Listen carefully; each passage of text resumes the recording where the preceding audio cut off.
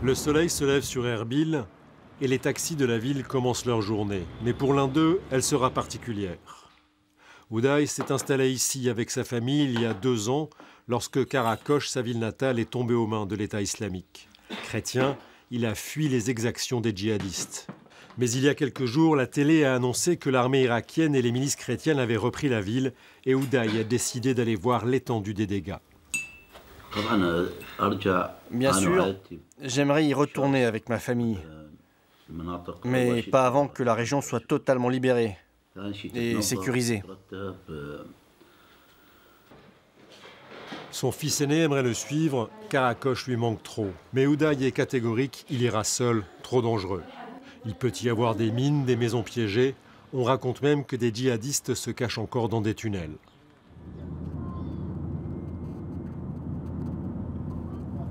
Karakosh n'est qu'à 30 minutes de Mossoul où les combats font encore rage.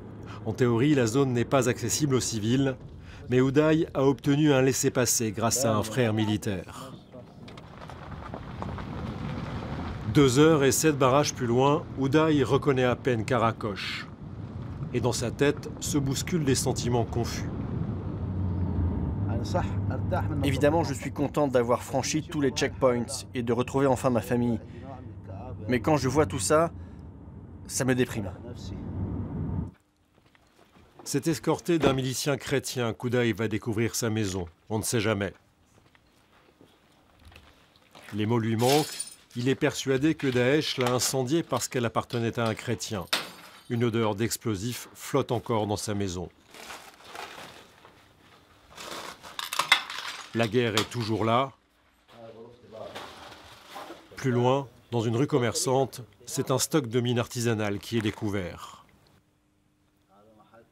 C'est aussi dans cette rue que se trouvait le magasin de vêtements d'Uday. Il est dévasté.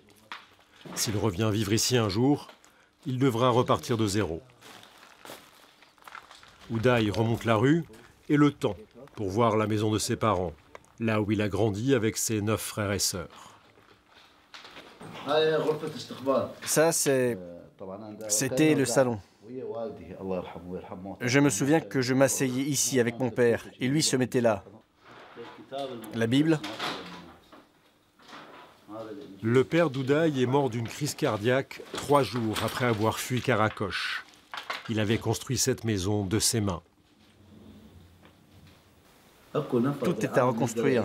Qui accepterait de revenir dans un endroit pareil, une zone qui n'est même pas sûre? En plein cœur de la maison, Uday découvre un trou béant. Il confirme ce que l'on raconte à propos des tunnels de Daesh.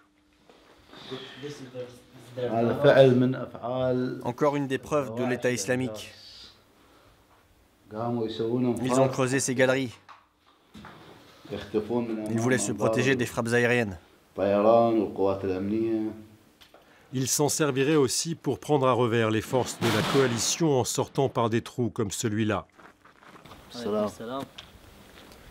Tu devrais y jeter un œil. Avec mon équipement, je passerai pas.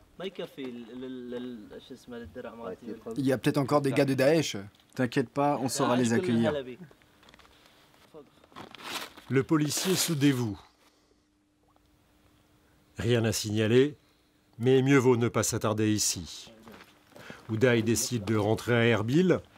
Il appelle sa femme pour lui dire qu'il vaut mieux oublier Karakosh, songer à l'exil en France ou ailleurs. Il parlera aux enfants ce soir.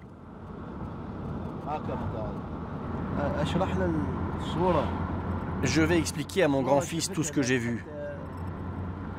Je ne veux pas lui mentir en lui disant que j'ai retrouvé ses jouets et ses livres et que tout va bien.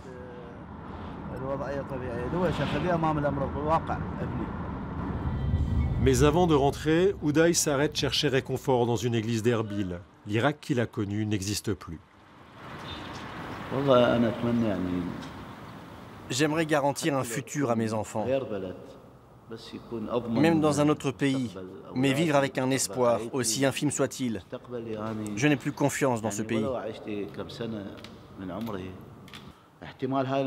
On s'en est sorti vivant cette fois-ci, mais la prochaine... Désolé, je ne sais plus quoi dire. À mon avis, ce pays est foutu.